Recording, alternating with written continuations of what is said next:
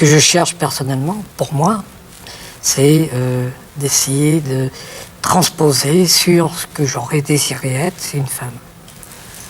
Une femme au niveau physique et au niveau réel, on peut dire. Bienvenue sur ma chaîne YouTube. N'hésitez pas à vous abonner, c'est gratuit. Activez la cloche, commentez et partagez les vidéos.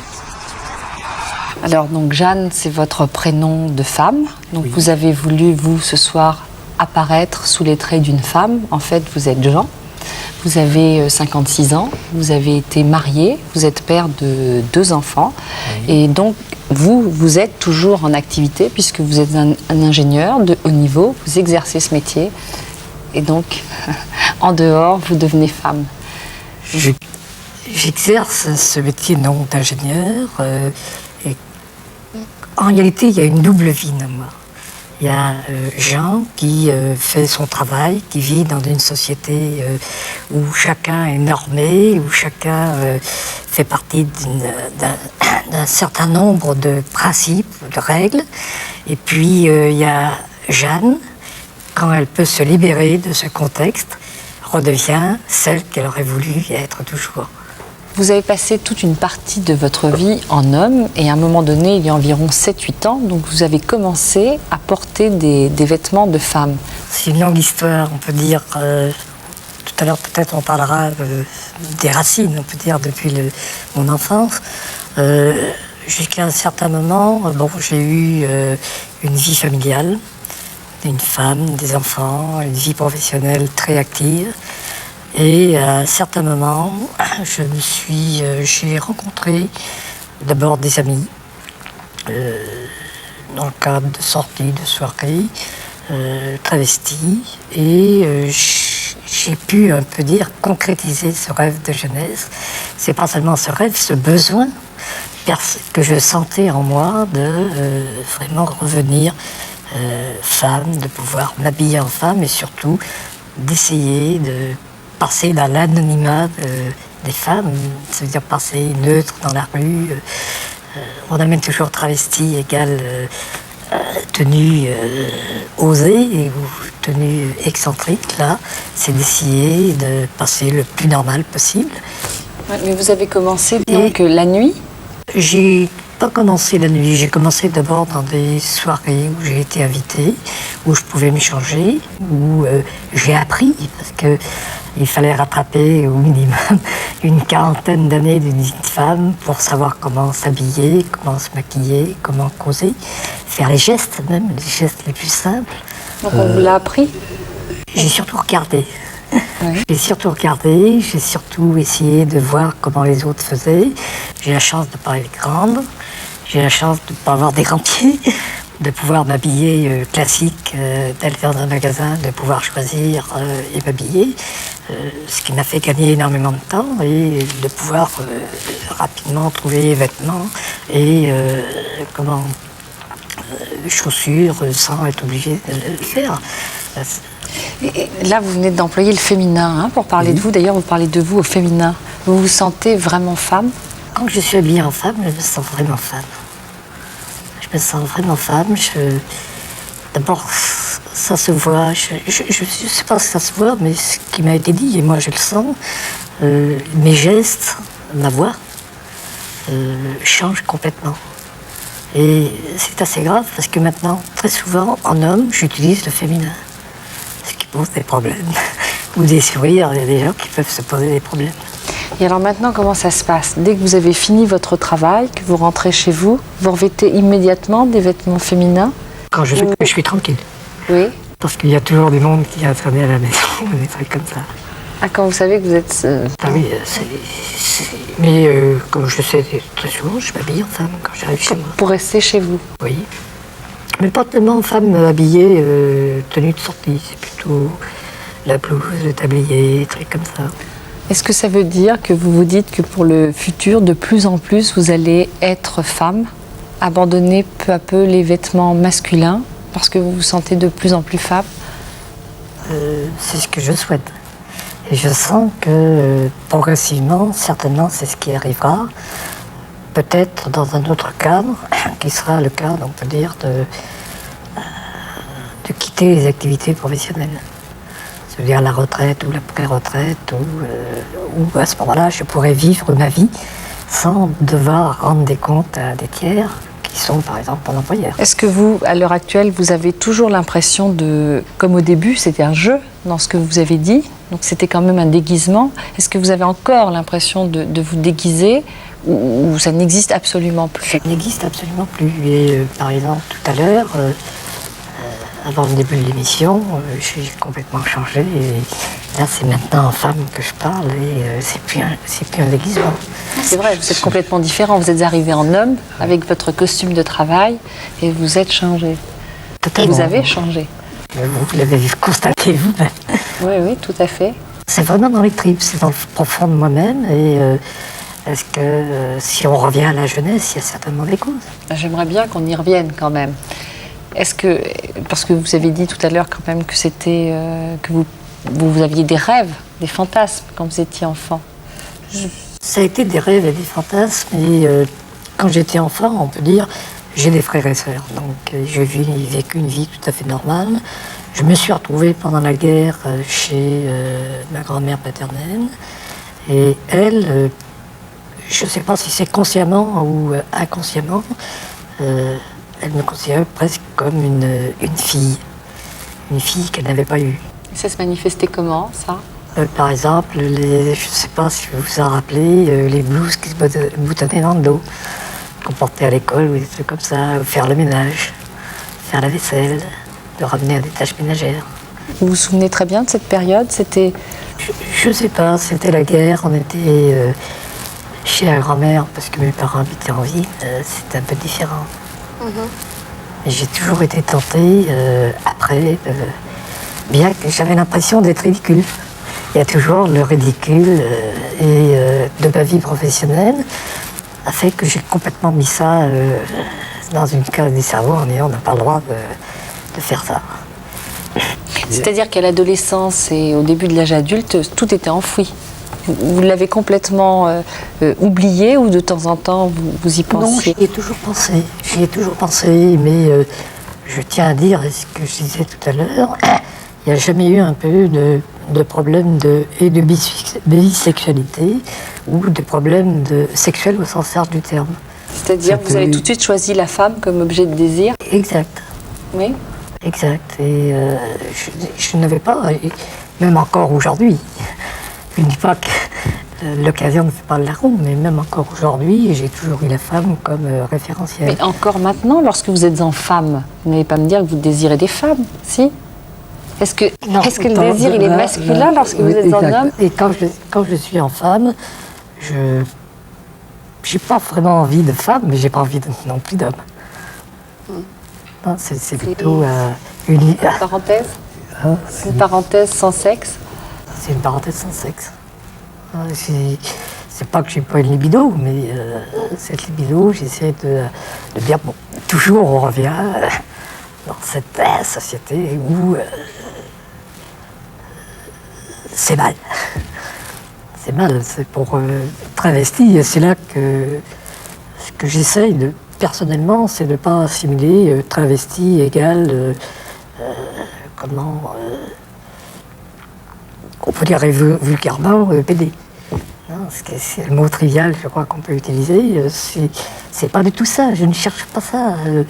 Et pour moi et pour mes consoeurs, c'est de dire on est femme parce qu'on se trouve bien habillé en femme et il faut nous déconnecter, nous enlever de cette image travesti égale PD égale bois de Boulogne. Enfin, vous voulez dire de ne pas être, c'est pas forcément la prostitution, c'est ça? On peut être inséré socialement très bien et avoir ce fantasme-là et cette envie et ce désir profond. J'ai eu des discussions avec des personnes, hommes et femmes. Ils acceptent les lesbiennes, ils acceptent les homosexuels en couple. Ils n'acceptent pas le travestisme.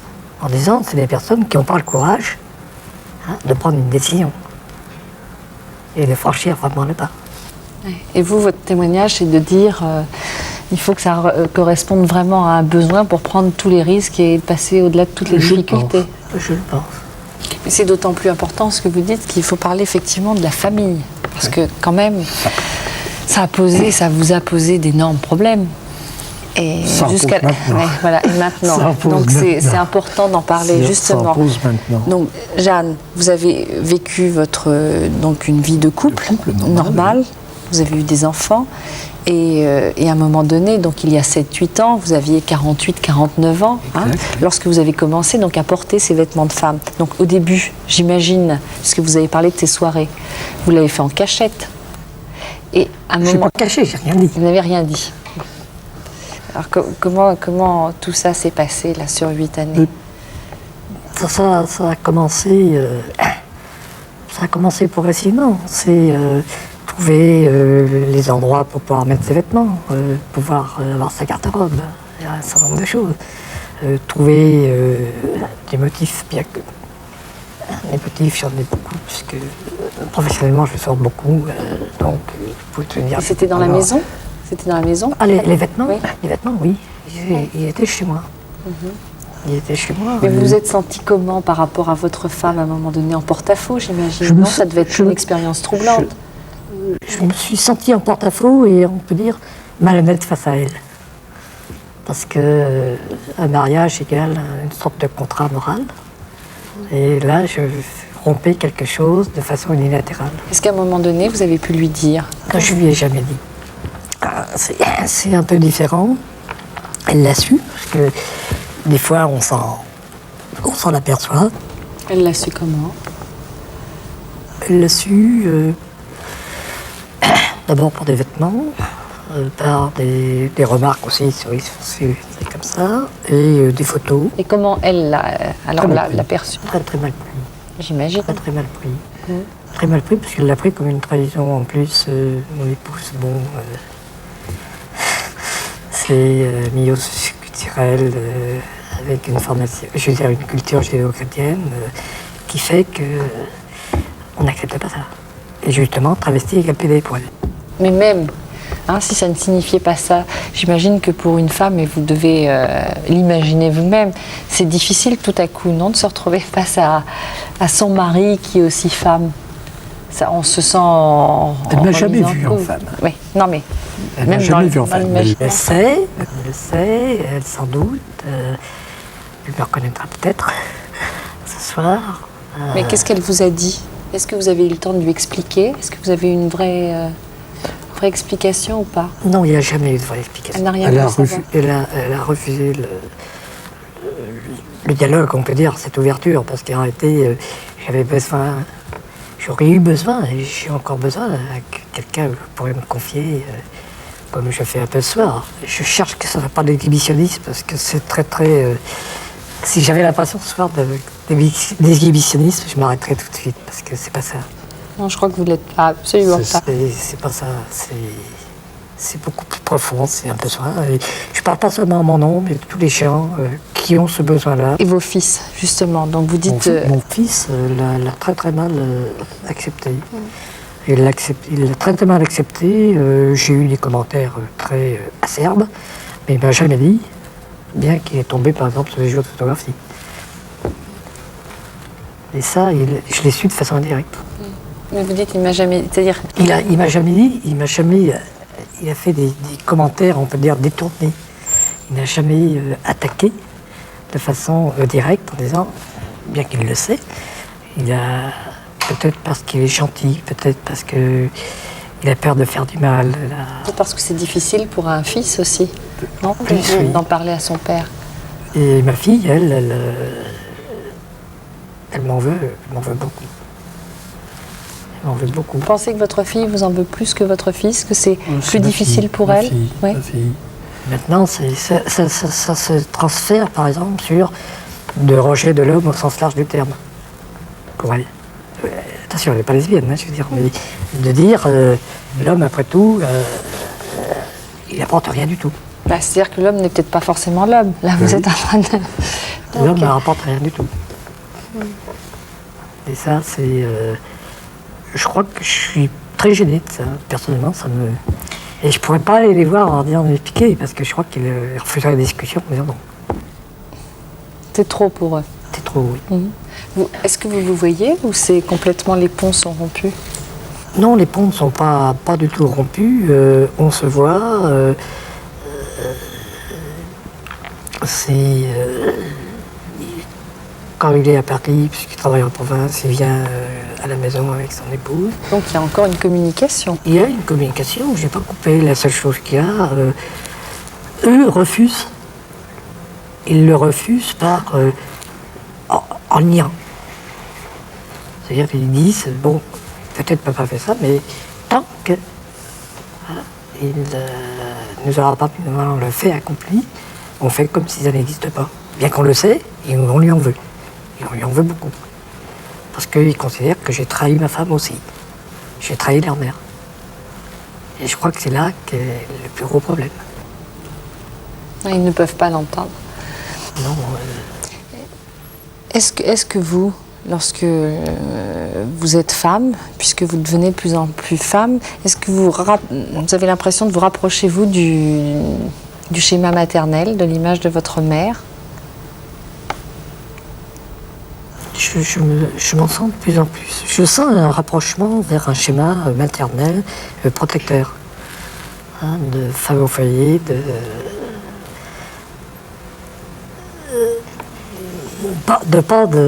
on peut dire de génitaire au sens large du terme, mais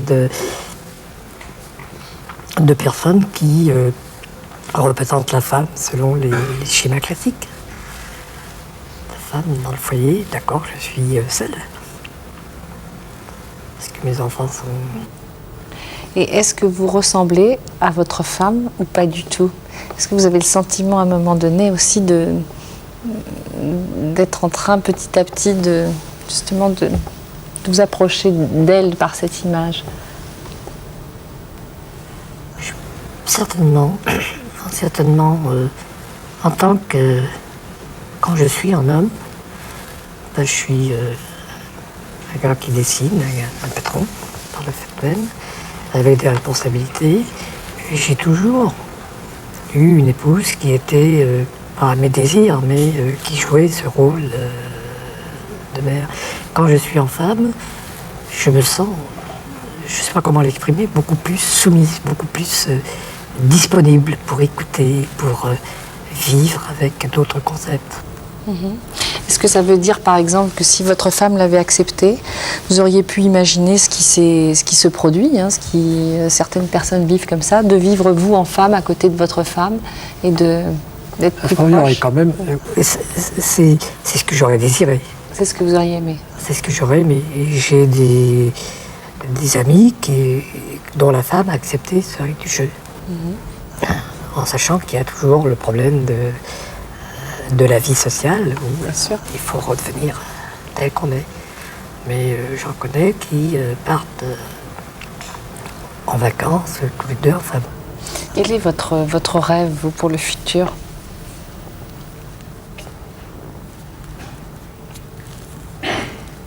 C'est pouvoir avoir, je sais pas, d'avoir une autre vie, de pouvoir vivre en femme sans avoir les commentaires et me refaire une vie. Ailleurs? Ailleurs, il faudra couper obligatoirement les pompes. Ça vous semble impossible là où vous vivez actuellement? C'est pas possible. Non. Parce que je suis trop connu. On ne vit pas à 30 ans au même endroit sans être vraiment connu. Et ce que j'aurais beaucoup trop peur, c'est les gens qui m'assimileraient travesti égale sexe. Travesti égale sexe. Et ça me gênerait trop. Ils n'accepteraient pas les souhaits ironiques ou... Et la vie que vous imaginez de femme, donc à près de 60 ans maintenant, enfin, vous en avez 56, ce serait quoi? De vous occuper de votre intérieur, c'est ça? Oui. De vous occuper des tâches ménagères, vous en avez parlé tout à l'heure? Oui, et puis rencontrer, même d'arriver à me faire accepter par des femmes, parce qu'il y en a. J'ai des amis qui me connaissent en tant que femme et qui n'ont aucun complexe de sortir avec moi et de me rencontrer. Et vous aimez cet univers de femme? Oui, il n'y a plus d'intuition, plus de sentimentalité. Et ça, j'y arrive de plus en plus à l'avoir. Et avec d'autres femmes, on le sent aussi. Donc dans le fond, vous êtes peut-être une vraie transsexuelle, Jeanne. Vous allez peut-être vous découvrir. Je ne sais pas. Je ne sais pas. Je ne sais pas lire dans la boule de cristal. Peut-être que j'en ai très envie, mais je ne sais pas. mais pas au stade d'arriver de la transsexualité au niveau modification physique. Oui. Au sens du terme, ça veut dire hormones ou n'importe quoi. Oui, ou vous faire opérer, castrer. Oui, ça c'est à la fin. Oui. Est-ce que ça avant, non, absolument pas. D'abord parce que j'y ai jamais pensé, et puis alors maintenant, la réalité, on ne va pas se faire opérer de ce type d'opération à mon âge. Et j'en ai pas besoin de ça en plus, je ne cherche pas. N'hésitez pas à vous abonner, ça ne coûte rien, et à commenter les vidéos.